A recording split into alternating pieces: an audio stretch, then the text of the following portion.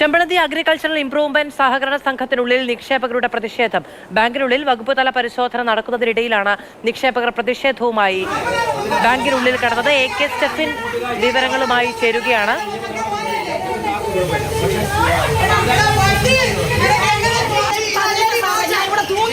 Stephanie, ഏതാണ്ട് 17 കോടിയുടെ അഴിമതി അല്ലെങ്കിൽ 17 കോടിയുടെ വീഴ്ച ഉണ്ടായിട്ടുണ്ട് എന്നുള്ളതാണ് റിപ്പോർട്ടിന് പ്രകാരം നമുക്ക് മനസ്സിലാക്കുന്നത്. പക്ഷേ ഈ കഴിഞ്ഞ ദിവസം ഒരു മരണം ഉണ്ടാകുന്നു. അതേ തുടർന്ന് നിക്ഷേപകർ വലിയ തോതിൽ പ്രതിഷേധം ഉയർത്തുന്നുണ്ട്. പരിശോധനയ്ക്കിടയിൽ തന്നെ ആളുകൾ അവിടേക്ക് എത്തുകയായിരുന്നു.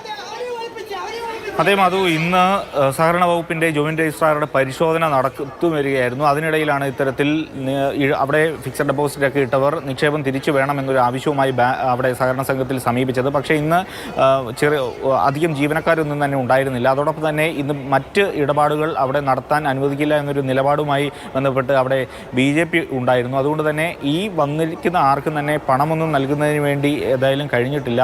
വിശദമായ പരിശോധനകളൊക്കെ നടത്തി വരികയാണ്. ഏതായാലും ഈ പരിശോധനകൾക്ക് ശേഷം മാത്രമേ അത്തരത്തിലുള്ള ഇവരുടെ ആരോപണങ്ങളിൽ എന്തെങ്കിലും തരത്തിലുള്ളൊരു തീരുമാനമൊക്കെ തന്നെ ഉണ്ടാവുകയുള്ളൂ. ഏതായാലും വലിയ തോതിൽ ഒരു പ്രതിസന്ധിയിലാണ് ഈ നിക്ഷേപകരും ഉള്ളത്. കാരണം നമ്മളവിടെ പോകുമ്പോൾ തന്നെ 5 ലക്ഷം രൂപയ്ക്ക് നിക്ഷേപിച്ചവർക്ക് പോലും അത് തിരികെ നൽകുന്നതിന് വേണ്ടി സഹകരണ സംഘത്തിന് കഴിഞ്ഞിട്ടില്ല. അതിൽ നിന്ന് തന്നെ വ്യക്തമാണ് ഈ സഹകരണ സംഘത്തിൽ വലിയ തോതിലുള്ളൊരു ക്രമക്കേട് നടന്നിട്ടുണ്ട്.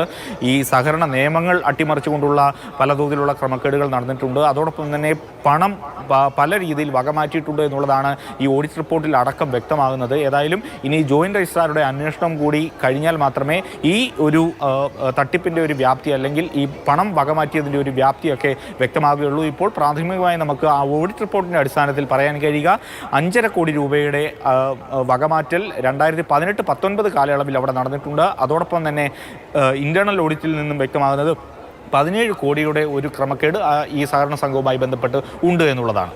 ശരി, AK സ്റ്റെഫിനാണ് വിശദമായ വിവരങ്ങൾ നൽകിയത്.